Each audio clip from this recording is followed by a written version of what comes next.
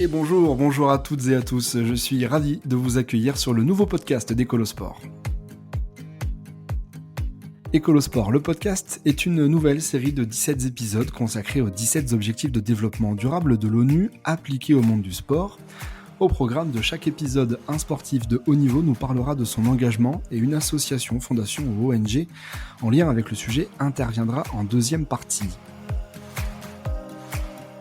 Dans ce podcast, nous allons explorer comment le sport peut contribuer à la réalisation des ODD et comment ceux-ci peuvent soutenir le développement du sport qui est plus qu'un simple divertissement aujourd'hui, c'est également un moyen puissant pour améliorer la qualité de vie des individus et des communautés. Ce premier épisode est consacré au changement climatique, c'est l'ODD numéro 13. Dans la deuxième partie de ce podcast, je recevrai Arnaud Gauffier, directeur des programmes au WWF France, avec qui nous évoquerons le rapport de l'ONG sur le dérèglement climatique et le sport. Mais d'abord, je reçois une joueuse internationale de rugby, Lénaïque Corson, 3e ligne des Harlequins en Angleterre, passée par le Stade Rennais Rugby et le Stade Français Paris, est une sportive engagée à plusieurs titres. Pour l'environnement, un sujet qui lui est très cher, mais aussi pour le sport féminin. Je suis Michael Ferrizi, fondateur d'Ecolosport, le premier média spécialisé dans la transition écologique de ce secteur, un média positif et engagé pour un sport durable. Je vous invite d'ailleurs à nous suivre sur ecolosport.fr et sur nos différents réseaux sociaux. Ecolosport, le podcast, c'est avec 2D et ça commence maintenant. Salut Lénaïque. Salut Mika. Je suis très heureux de te recevoir au micro pour ce premier épisode de notre nouveau podcast. Pour celles et ceux qui nous écoutent, je connais Léna depuis quelques temps maintenant, on s'est croisés plusieurs fois ces dernières années. Tu étais l'une des premières sportives justement à prendre la parole sur notre site ecolosport.fr quand il a été créé, et tu es la première pour notre podcast, donc je suis ravi. Merci pour ton invitation. Mais on va commencer par cela, bien sûr, pour celles et ceux qui ne te connaissent pas. Est-ce que tu peux te présenter et présenter ta carrière ? Oui, donc je m'appelle Lénaïque Corson, un nom qui sonne bien breton. Et malgré que je sois dans une région qui est pas très connue pour le rugby, c'est comme ça que je me suis lancée dans ce sport, d'abord au Stade Rennais Rugby. J'ai découvert le rugby à l'âge de 20 ans à l'université. Et je suis vraiment tombée vraiment amoureuse de ce sport dès le premier jour où j'ai posé un pas sur le terrain universitaire. Ouais. Et 2 ans après avoir commencé le rugby, j'ai connu mes premières sélections en équipe de France à 15. Un moment fabuleux. Et ce moment, il a duré 10 ans. J'ai raccroché les crampons et notamment les crampons, disons, avec l'équipe de France l'année dernière. Et voilà, ça a été avec nostalgie que j'ai dû mettre fin à cette carrière internationale où j'ai vécu de très belles choses, notamment une médaille de bronze à la Coupe du Monde en 2017 en Irlande, préparer les JO de Rio et de Tokyo et de faire partie de ces premières joueuses professionnelles en France, ce qui était insensé à l'époque et finalement qui a eu lieu, et j'en ai fait partie de ces premières joueuses, et forcément beaucoup de fierté, et aussi de se dire qu'on ouvre les portes pour les générations à venir, qu'elles aient moins de difficultés à pratiquer notre sport. Alors j'ai mis fin à ma carrière internationale, mais je continue toujours à jouer parce que je suis une femme qui aime les challenges et les défis. Et du coup, je suis partie jouer en Angleterre, à Londres, dans le club des Harlequins. Très bien. Tu es bretonne, donc tu l'as dit. Je crois que tu viens d'une région magnifique autour de la côte de Granit Rose. Est-ce que tu peux nous parler de ta sensibilité pour l'environnement, pour la nature, de quelle manière tu t'es éveillé aux problèmes écologiques et quel a été le lien justement entre cette région d'où tu viens et cette sensibilité ? Ouais, je crois qu'il n'est pas neutre, mon engagement pour l'environnement. Il vient beaucoup du fait que je sois née dans un petit village breton, un tout petit village, entre terre et mer, dans le Trégor, en Bretagne Nord, dans les Côtes d'Armor. Et j'ai eu la chance tout simplement de vivre à la campagne, la chance de grandir à côté d'une rivière, de voir des animaux sauvages. Pendant le confinement, j'ai fait de la prépa physique avec un lièvre. C'est des choses qui sont magiques d'être aussi proche de la nature. Et Et pour le coup, ouais, je pense que j'ai une sensibilité particulière à ce qui m'entoure. Aujourd'hui, j'aime contempler la rivière, écouter le clapotis de l'eau, et autant aussi aller voir la mer.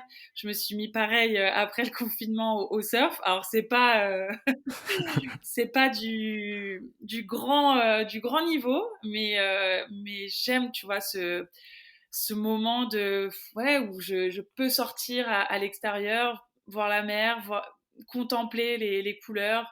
Et puis c'est jamais les mêmes couleurs, les mêmes sensations qui pleuvent, que ce soit la tempête ou qui au contraire il fasse très beau.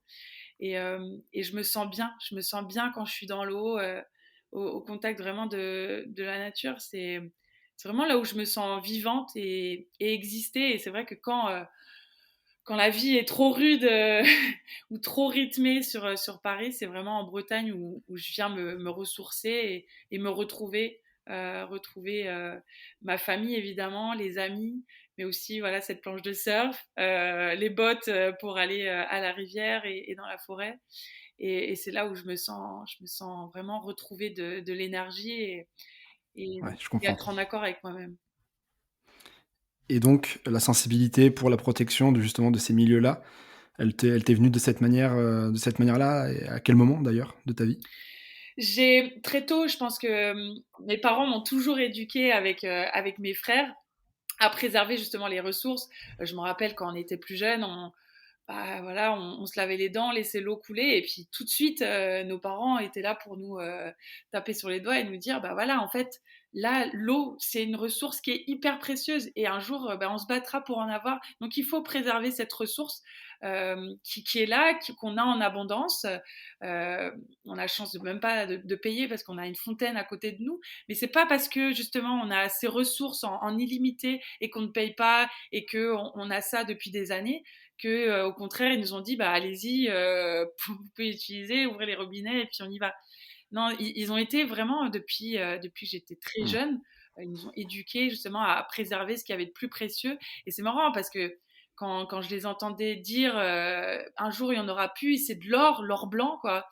Et je me dis, mais qu'est-ce qu'ils disent, quoi? Je me rendais pas compte, en fait, de l'importance de ces mots. Et encore plus aujourd'hui, elle a de l'écho parce que quand on entend parler ouais, de sécheresse, de canicule comme il y a eu l'été dernier, mais aussi là en ce moment où il ne pleut pas, j'ai j'ai la chance d'avoir un petit potager, un petit jardin en région parisienne.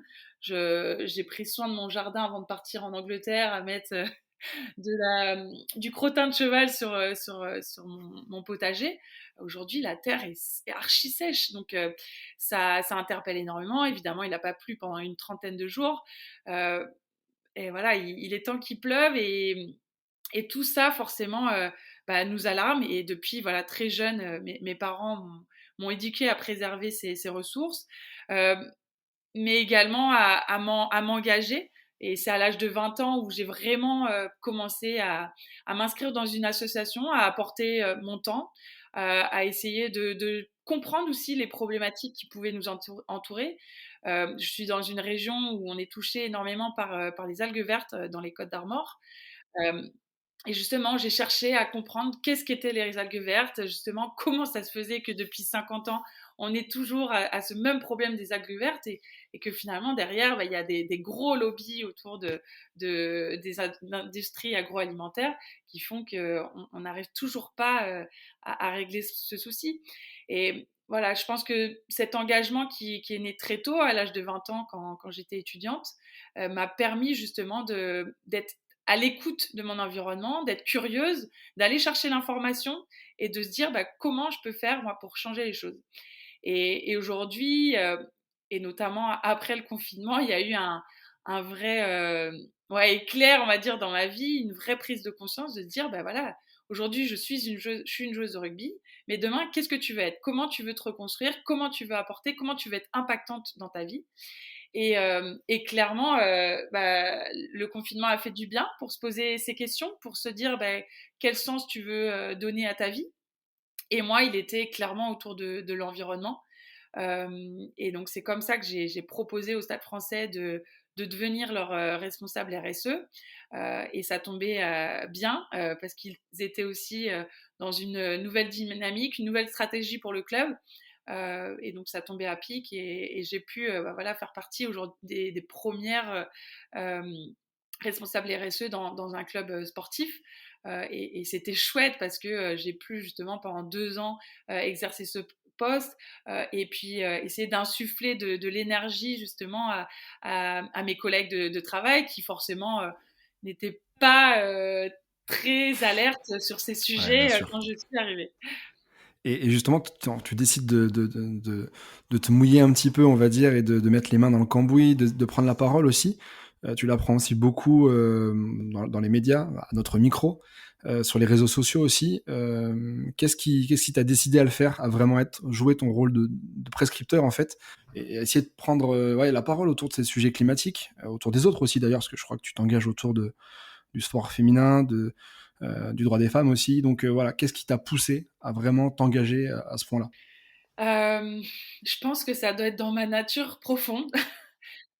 Aussi de par mon éducation, j'ai des parents qui, voilà, qui avaient aussi ce courage de dire les choses, malgré, voilà, qu'est-ce qu'on pourra penser de moi. Bah non, ils avaient des convictions, ils avaient envie de les défendre. Et mes parents, dans le passé, se sont battus justement, entre autres contre le remembrement en Bretagne, où on venait supprimer les petites parcelles pour en faire des énormes parcelles. Donc ça veut dire détruire des talus, détruire des arbres et bah, détruire tout simplement la biodiversité et tout notre écosystème. Euh, et ils se sont battus il y a plus de 30 ans pour justement préserver des plus petites parcelles et lutter un peu contre l'agriculture intensive qui a fait d'énormes ravages et notamment avec ce problème des algues vertes. Et je pense que inconsciemment, ils ont dû me donner un petit peu ce côté militant de se dire aujourd'hui on a ce pouvoir de faire changer les choses et c'est pas parce que des politiques ou des entreprises décident de faire ça ou ça qu'on ne peut pas changer la donne. Et je pense qu'aujourd'hui, notamment avec les réseaux sociaux, on s'est rendu compte que bah, il y avait un pouvoir énorme de prendre la parole et de faire véhiculer ce genre de pensée, et notamment de respect de l'environnement, et de se dire on est dans une urgence climatique aujourd'hui, que dans 30 ans, on n'aura peut-être plus d'eau, qu'on va devoir se battre pour manger. C'est des choses qui sont en tout cas programmées parce que les rapports du GIEC justement sont très alarmants justement sur nos ressources.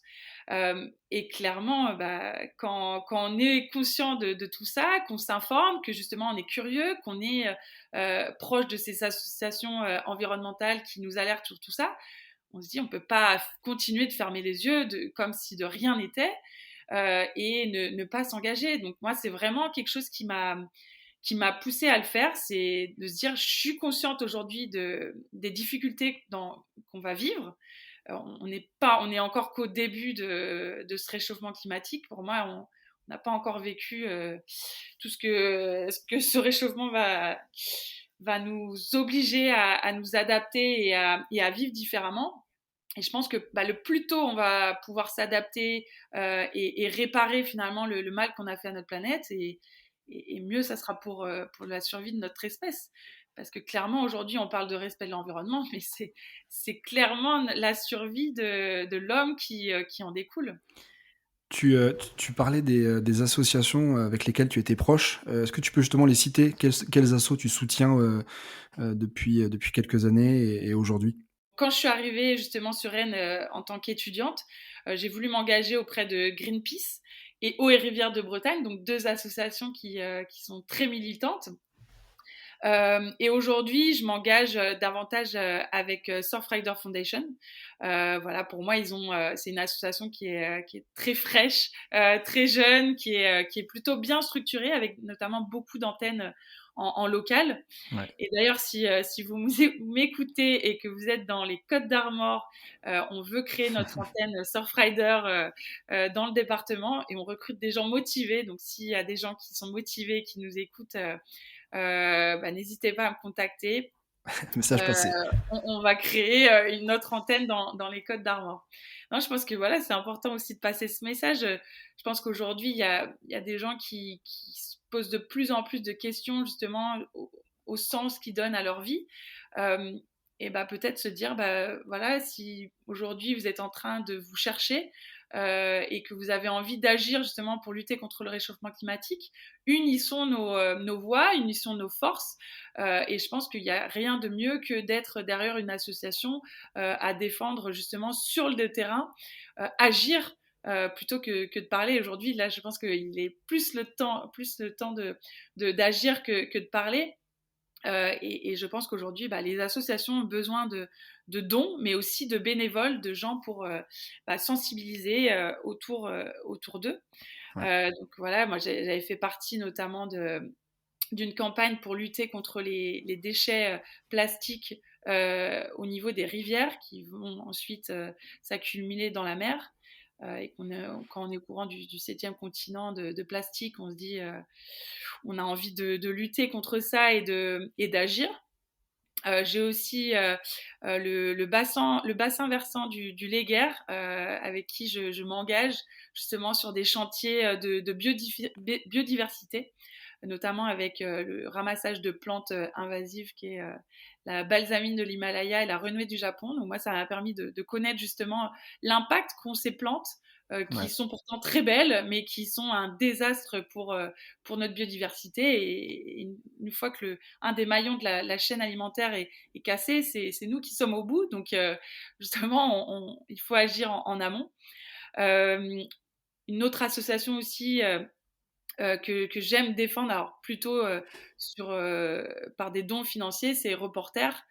Pour moi, je pense que c'est aussi très important de laisser les informations venir à nous et notamment défendre des médias qui se battent pour qu'on soit au courant justement des problèmes environnementaux qui sont autour de moi. Et voilà, pour moi, j'étais contente de pouvoir faire des dons pour pouvoir encore continuer à être informée. Je pense qu'on a cette chance d'avoir la liberté de la presse en France et il faut aider justement, je pense, ces médias à nous éclairer sur ce qu'on va vivre et surtout se dire bah voilà quelle est la solution, quelles sont les solutions, comment on peut agir ensemble pour justement lutter contre ce réchauffement climatique. C'est dans la bouche de tout le monde. Je trouve que depuis on va dire depuis 2 ans, depuis le confinement, moi je vois d'énormes avancées sur ces sujets et Je notamment suis une d'accord. conscience où énormément de gens prennent le sujet en main,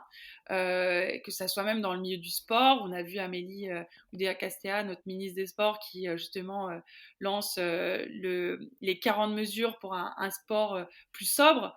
Je pense que ça, il y aurait 5 ans, 10 ans, on n'aurait jamais pensé que ça puisse exister. Et c'est que le début, c'est que le début. Donc voilà, je pense qu'aujourd'hui, c'est un combat qui nous unit tous, c'est un combat d'équipe. Parce qu'il n'y aura pas de planète B pour ceux qui vont faire des efforts et ceux qui ne vont pas en faire. Donc faut travailler main dans la main ensemble pour cet objectif. Quelles sont un peu les limites ou les paradoxes auxquels tu peux être confronté dans ton engagement, environnemental au quotidien? Je pense qu'on en a tous des fois, quelques dissonances cognitives, qui traînent. Est-ce que tu en as aussi toi, de ton côté? Mais bien sûr, enfin, bien sûr, je pense que je suis quelqu'un qui est assez tourmenté psychologiquement par justement les choix que je peux faire. J'ai fait énormément de choses pour. Voilà, on est dans ma maison là. Je vois en face de moi, j'ai une vingtaine de bocaux et je vais avec mes bocaux faire mes courses pour justement consommer le moins de plastique possible. J'avais un jeu, c'était avec mon colocataire. C'était l'idée de diminuer absolument le poids de nos poubelles jaunes. Donc le poids des déchets recyclables. Donc même si c'était recyclable, on avait quand même envie de se dire demain, il faut qu'on retrouve beaucoup moins de plastique et d'emballage dans ce qu'on consomme. Et donc, c'est comme ça que j'en suis arrivée à aller dans des petites épiceries zéro déchet. Je consomme ma viande. Alors, je consomme toujours de la viande en moins grande quantité, mais pour moi, voilà, c'est quand même, ça reste un plaisir. Et voilà, aujourd'hui, je préfère acheter de la viande auprès de mon agriculteur qui habite à 1 kilomètre de chez mes parents, qui élève ses bêtes dans de bonnes conditions, agriculture biologique. Et je préfère aujourd'hui donner mon argent auprès d'un producteur local et savoir que mon argent va être bien utilisé et va prendre soin finalement de la nature et des animaux. Euh, Pareil pour les légumes, j'essaye d'acheter un maximum sur les marchés et de saison évidemment et local. Niveau de la voiture, bah, elle est restée ici, donc en Angleterre, je fais un maximum en transport public ou en vélo.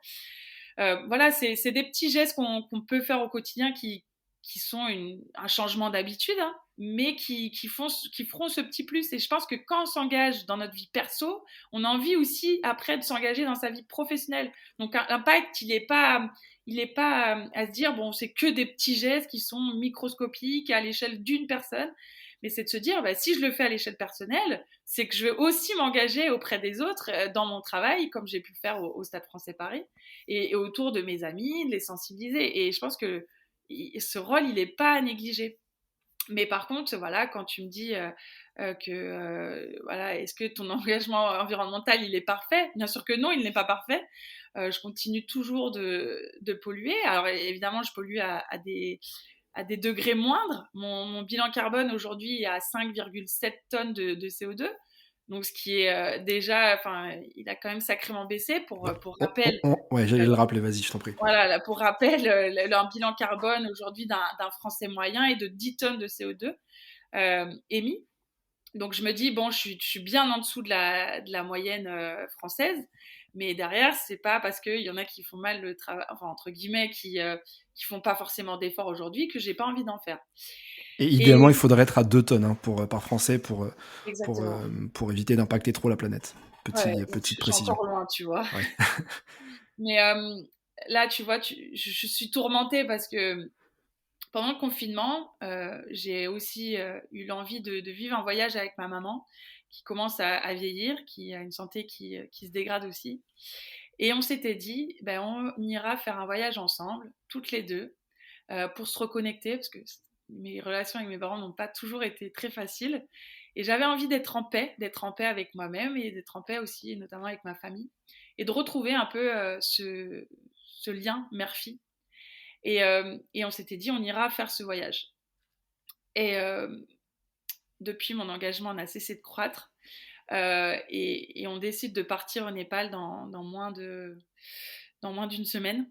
C'est un voyage qui a été repoussé parce que Covid, parce que les périodes ne correspondaient pas. Et il va se faire 3 ans après le moment qu'on ait décidé de le faire. Et, euh, et tu peux pas imaginer en fait à quel point je me sens coupable de reprendre l'avion, de prendre un long courrier que je n'ai pas pris depuis plus de 4 ans. Euh, et de faire ce voyage. Et je me dis, punaise, ce voyage, il va correspondre à 2 tonnes supplémentaires sur mon bilan, alors que j'essaye de faire tous les jours des petits efforts pour justement le diminuer. Et, euh, et forcément, on est des êtres qui sont entre envie, et parce que notre cerveau nous dicte ses envies de faire ce voyage, de partager ce moment avec ma maman, et en même temps ce côté un peu régulateur de se dire bah oui mais en fait Léna tu t'es bien au courant du réchauffement climatique, la fonte de la banquise, et en fait tu vas participer à tout ça en fait en faisant ce voyage alors que tu es toi-même quelqu'un qui promeut sur tes réseaux sociaux autour de toi, qui sensibilise à justement ne pas prendre l'avion. Donc on est un petit peu ouais, entre ce paradoxe de choix qu'on doit faire dans nos vies et qui est évidemment pas facile à gérer. Euh, et d'un côté, bah, ce sera peut-être le dernier de mes voyages euh, avec ma maman, un moment qui sera aussi privilégié.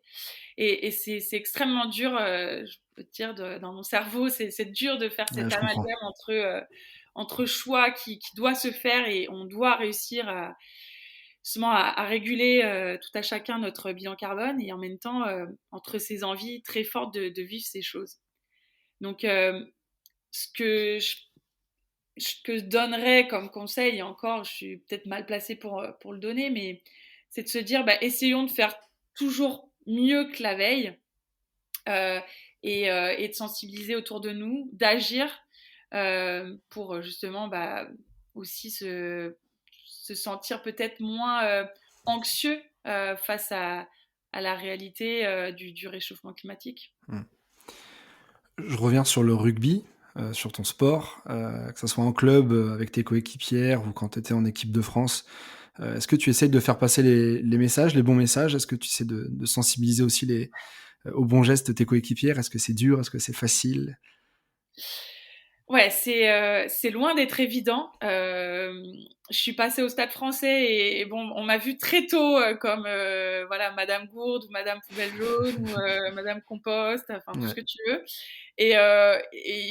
et voilà et en même temps, j'étais très à l'aise avec, j'assumais complètement qui j'étais, j'assumais complètement mes engagements, et donc j'avais aucun mal à faire une petite réflexion par-ci par-là. Mais je dois t'avouer qu'en Angleterre, j'ai vraiment plus de mal parce que on m'avait dit, tu verras, en termes de RSE, ils sont vraiment très bons en avance sur les Français. Personnellement, je n'ai pas trouvé du tout qu'ils étaient en avance. Au contraire, je trouve que c'est un monde en Angleterre qui est assez consumériste, où il faut toujours avoir le dernier truc à la mode, qu'il faut. Mes colocs ne font jamais à manger, donc c'est-à-dire qu'elles achètent tout le temps des plats préparés. Donc, qui dit plat préparé dit évidemment emballage, plastique, et sans compter le gaspillage alimentaire. Sur un pain de mie, par exemple, bah, elles n'aiment pas les trognons du pain, donc les deux bouts du pain, donc elles vont les jeter. Donc, moi, forcément, de vivre avec des colocataires qui ne respectent pas vraiment les ressources, qui n'ont que faire pareil, de se laver les dents avec le robinet ouvert, de se mettre le jacuzzi et d'utiliser 500 litres d'eau, ça les gêne aucunement.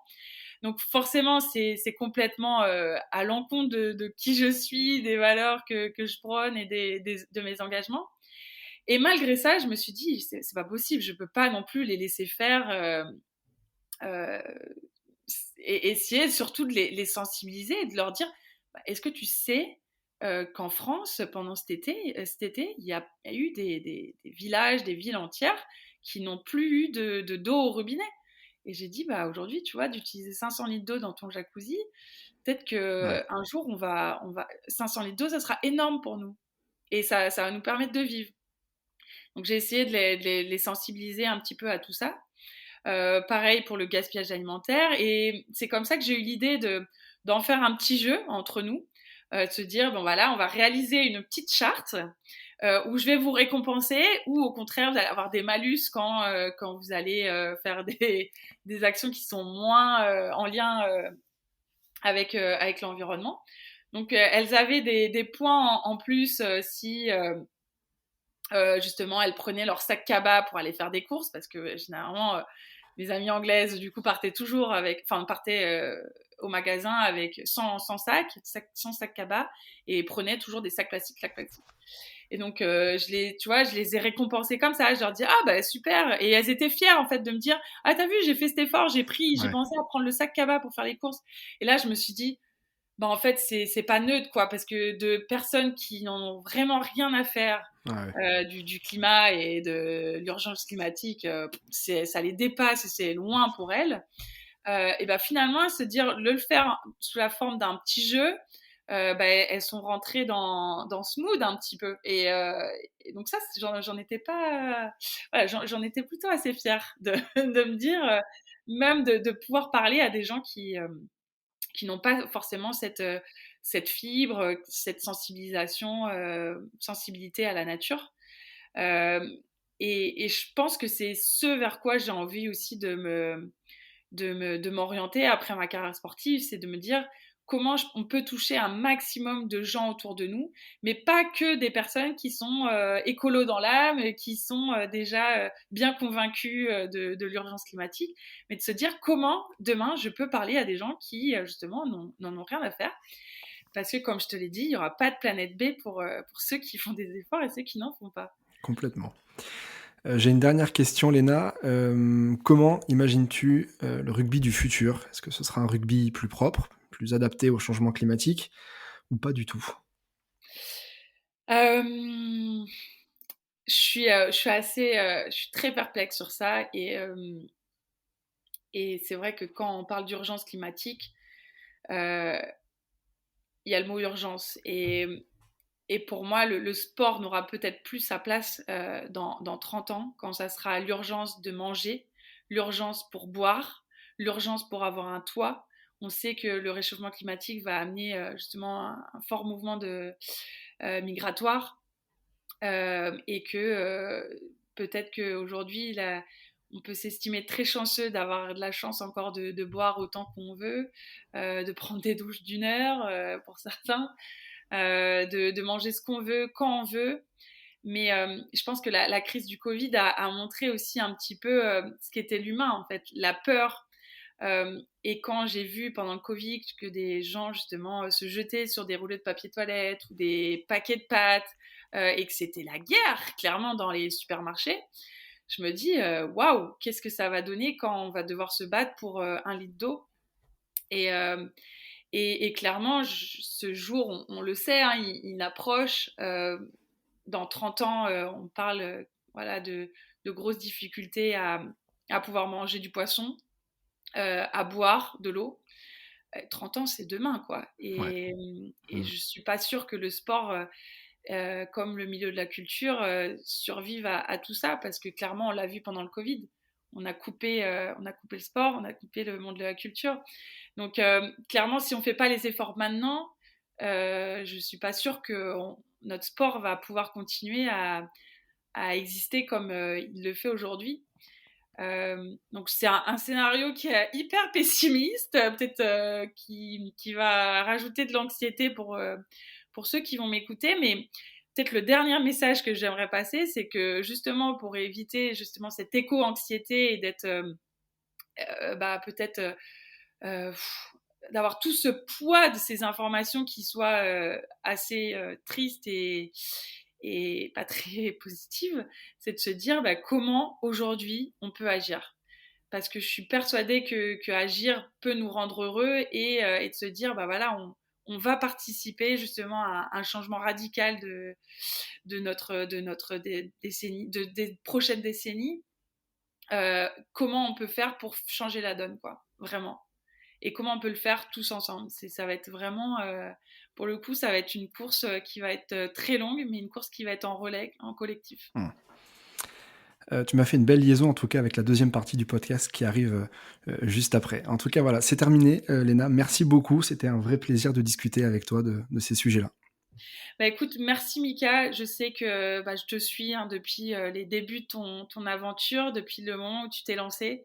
Et sincèrement, je pense qu'on a besoin de médias positifs comme le tien. On est là à se dire voilà, l'avenir va pas être très joyeux, mais en même temps il y a des belles initiatives dans le milieu du sport qui sont en train d'émerger, et je pense justement que le milieu du sport a quand même cette capacité à impulser le changement, à embarquer un maximum de monde dans ce défi climatique, et je te remercie pour nous donner cette force d'initiative positive et pour donner envie d'agir. Merci, c'est très gentil. À très vite. À très vite.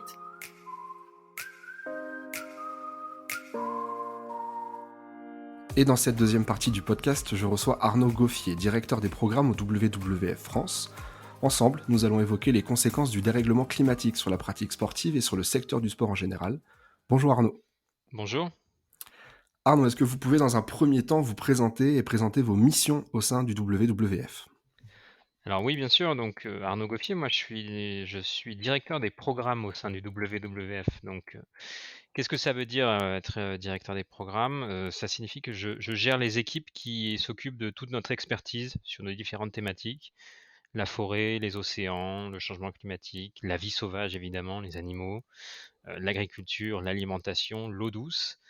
Et ce sont les équipes aussi qui mènent nos projets sur le terrain, donc en France, en Méditerranée, en Guyane, en Nouvelle-Calédonie, mais aussi à l'étranger, dans le bassin du Congo, à Madagascar, dans le bassin du Mékong. Voilà, donc une 50aine de personnes réparties entre Marseille, Paris, Nouméa et Cayenne. D'accord.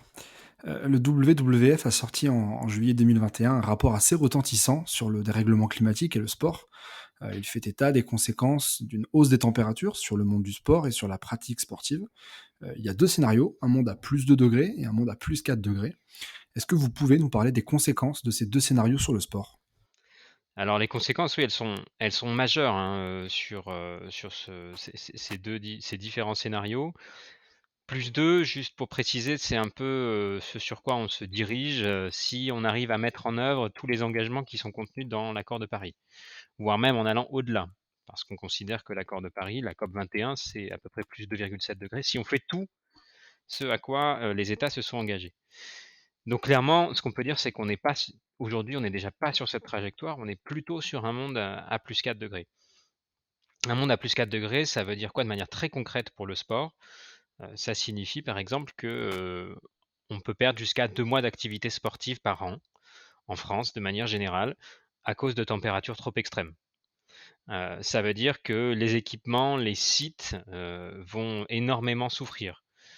Plus 4 degrés, c'est 66 jours à au-dessus de 32 degrés dans l'année.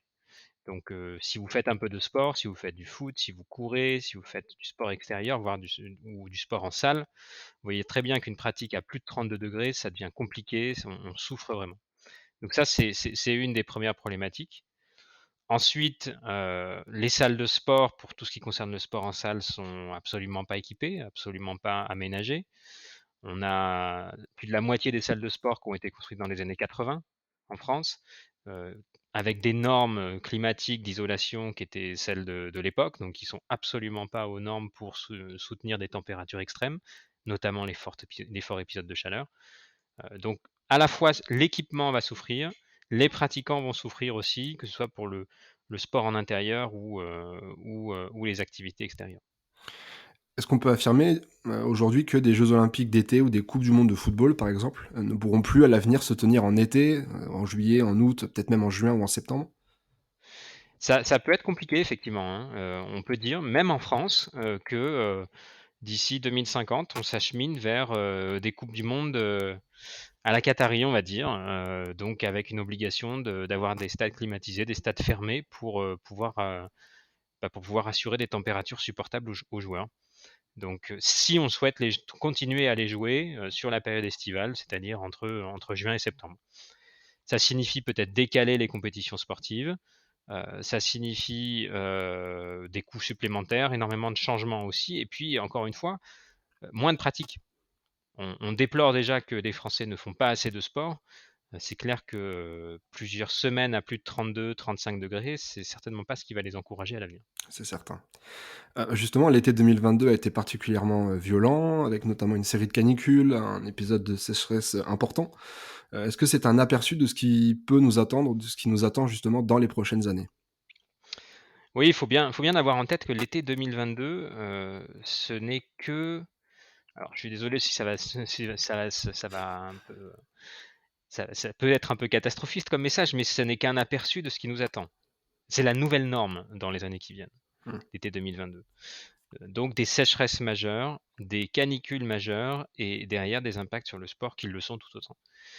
Ne serait-ce que, on peut prendre un exemple, les terrains de foot. Il n'y avait pas un terrain de foot en France, si ce n'est les grands clubs qui peuvent se permettre d'irriguer. Il n'y avait pas un terrain de foot en France qui était vert au mois de juillet en 2022. Donc on va très vite arriver, dès le mois de juin, voire dès le mois de mai dans certaines régions, à l'impossibilité de faire pousser de l'herbe sur les terrains de foot, les terrains de rugby. Ça, c'est une conséquence extrêmement concrète. Et on pourrait se dire, on va les irriguer, c'est pas grave. Sauf que vous avez vu la polémique sur les golfs l'été dernier. L'irrigation de terrains de foot dans les années qui viennent va être de moins en moins acceptable et acceptée. Et c'est normal. Il va falloir privilégier l'eau pour des usages alimentaires, des usages qui sont beaucoup plus fondamentaux. Donc l'irrigation n'est pas non plus une solution. La solution, c'est d'abord de réduire nos émissions et très vite, pour éviter de courir à la catastrophe, pour éviter de jouer sur du synthétique toute l'année, ou sur de la terre 6 mois par an. Et puis le deuxième, ça va être effectivement de s'adapter un petit peu.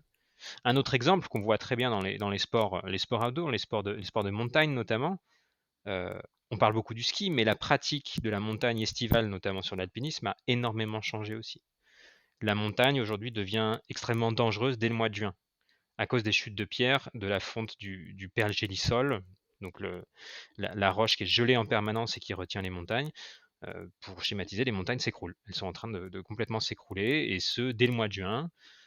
Auparavant, quand vous pratiquiez la montagne, quand vous faisiez de l'alpinisme en haute altitude, vous étiez exposé aux chutes de pierre fin août, début septembre. C'est là que ça devenait un peu dangereux, que la montagne était plus sèche, on disait, et qu'il pouvait y avoir un risque de ce point de vue-là. Là, c'est dès le mois de juin maintenant. On a beaucoup parlé des conséquences du changement climatique sur le sport, mais pas encore des conséquences que peut avoir le sport, parce il en a, ou ces événements sur le climat. Quel est votre avis justement sur ce lien? Alors c'est comme toute activité humaine, hein, comme tout ce qu'on fait, le sport évidemment a un impact sur l'environnement, et notamment sur le climat. Ce qui est problématique aujourd'hui, ce sont les événements de masse, la course à l'envergure, à la taille maximum des événements, qui se déroulent maintenant, qui sont globaux. La plupart des grands événements sportifs se déroulent à une échelle globale. Ça entraîne 2 choses. Ça entraîne, énormément de construction, notamment de la construction nouvelle. Donc une des solutions, ça pourrait être de faire, mieux et moins de ce point de vue-là. Réutiliser des sites, arrêter de construire des sites champignons, notamment pour les JO, pour les coupes du monde, qui plus tard ne serviront absolument plus. Je pense qu'on a quelques exemples comme ça, les JO d'Athènes, où tous les sites sont abandonnés depuis, les JO d'hiver de Turin aussi, où tous les sites ont été abandonnés, sont plus du tout utilisés. Donc il y a pas mal d'exemples comme cela. De ce point de vue-là, ce qu'on peut dire, c'est que les JO 2024 de Paris s'annoncent plutôt pas mal, plutôt bien. Il y a de la nouvelle construction, effectivement, mais le parti pris des organisateurs, depuis le départ, ça a été la réutilisation de sites existants. Après, le fait aussi que ces événements maintenant soient globaux, l'une des conséquences, c'est que ça génère énormément de déplacements de population, notamment par avion. Et ça, on l'a vu pour la Coupe du Monde au Qatar, où on avait chaque jour des centaines de vols pour amener, faire repartir des supporters qui venaient des 4 coins du monde. Et ça, c'est fortement générateur d'émissions de gaz à effet de serre, évidemment. Donc c'est ce genre de choses qu'il faut aussi changer, aller vers des événements plus sobres, plus locaux, moins encourager le déplacement massif des supporters. On peut aussi, voilà, la télé, ça peut être aussi sympa, mais il y a des enjeux économiques et politiques derrière l'organisation de ces événements. Mais l'un des gros impacts de ces événements, ça reste quand même le transport des passagers, le transport des supporters. En fait, c'est une forme de décroissance qu'on peut essayer de voir, d'apercevoir et d'entrevoir à travers le sport. Alors, je ne sais pas si la décroissance, c'est le bon mot, parce que ça fait peur à tout le monde quand on parle de décroissance, c'est très repoussoir comme terme. C'est une autre façon d'appréhender le sport, une autre façon de le regarder, de le consommer aussi, de le pratiquer évidemment, puisque les pratiques vont devoir changer. Et on n'a pas forcément besoin d'aller systématiquement sur place pour pouvoir se faire plaisir et prendre du plaisir sur une Coupe du Monde ou des Jeux Olympiques. Voilà, c'est pas nécessairement le critère premier. On n'a pas systématiquement besoin d'organiser des événements colossaux à coups de sponsors, de construction de sites, de battre des records de fréquentation, qui aura le plus grand stade, etc., pour que les gens prennent du plaisir à regarder le sport. Et enfin, au-delà de regarder, de consommer le sport, il faut aussi le pratiquer. Et là, c'est pareil. Pour pratiquer son sport, on n'a pas besoin d'aller à l'autre bout du monde. On peut le faire à proximité, à côté de chez soi, sur des pratiques qui sont plutôt douces, qui ne nécessitent pas énormément d'infrastructures. On pourra reparler du ski, qui est l'exemple type, hein, du sport qui nécessite énormément d'infrastructures. Mais on a des bons exemples qui commencent à arriver aussi. Je pense au monde du trail, où on a beaucoup de trailers internationaux aujourd'hui qui se disent: j'arrête de voyager, Ouais. j'arrête les trails à l'autre bout du monde, je fais des trails à proximité de chez moi, il y en a partout de toute façon, en plus, a fortiori si on habite en Europe, il y a des compétitions dans tous les sens accessibles en train. Donc ça, c'est vraiment la marche à suivre aujourd'hui. Et c'est pas des gens qui sont, enfin, on les sent pas frustrés, en mode décroissant, je vais vivre au fond des bois. Ils continuent à prendre leur pied. Ouais. On pense notamment à Kylian Jornet, Xavier Thévenard ou Andy Simons Exactement. qui ont pris la parole là-dessus. J'ai une dernière question, Arnaud. Au-delà de ce rapport, le WWF utilise le sport et ses acteurs pour sensibiliser le grand public. Ça a été le cas lors de la campagne Pas le dernier, ou pour l'application mobile We Act for Good. Il semblerait que le panda aime le sport quand même. Alors oui, on aime le sport puisqu'on voit que c'est un excellent vecteur pour toucher le grand public, puisque la plupart des gens regardent du sport à la télé ou le pratiquent. Donc c'est un très bon facteur oui, pour approcher le grand public et d'influence aussi. Nous, ce qui nous intéresse, c'est de comprendre aussi les mécanismes d'influence du public via les événements sportifs, c'est-à-dire comment est-ce qu'on peut les amener à changer de comportement, à adopter d'autres comportements, faire évoluer nos comportements via le sport. Et ça, on considère que c'est quand même assez puissant pour changer les comportements de tout un chacun et pas que des sportifs. Par exemple, sur Paris 2024, on a mené une expérience assez récemment sur l'efficacité des stratégies comportementales, donc c'est-à-dire l'efficacité du changement de comportement via le streaming, via des campagnes sur le streaming avec Mathieu Bastaro et soutenu par France Télévisions sur ce sujet-là. Un autre projet qu'on mène actuellement qui s'appelle Eat for Change, qui est un projet sur financement européen dans lequel le WWF France est impliqué, qui vise à faire évoluer les comportements alimentaires spécifiquement destinés aux jeunes, on travaille là-dessus avec les Crous, mais aussi destinés aux sportifs. En gros, ce qu'on essaie de casser, c'est le mythe que si tu veux être performant pour faire du sport, si tu veux avoir des performances sportives, il faut manger des protéines animales. Et il y a plein de sportifs de haut niveau, Djokovic ou autres, qui nous démontrent que c'est absolument pas vrai. Qu'on peut être végétarien, voire vegan pour certains, et être super performant. Merci beaucoup Arnaud pour vos réponses et pour cet échange très intéressant qui permet aussi de mieux comprendre les liens entre le changement climatique et le sport dans toutes ses formes. Merci. Voilà, c'est la fin de ce premier épisode du nouveau podcast d'Écolo Sport qui vous a permis, je l'espère, d'en savoir davantage sur les liens entre le changement climatique et le sport. Si cet épisode vous a plu, je vous invite à le partager à votre entourage et à aller le noter sur les plateformes d'écoute, et notamment sur Spotify et Apple. Cela permettra à notre série de gagner en visibilité et surtout de sensibiliser le plus grand nombre. Rendez-vous le mois prochain pour un nouvel épisode. Ensemble, engageons-nous pour un sport durable. Portez-vous bien et à très vite.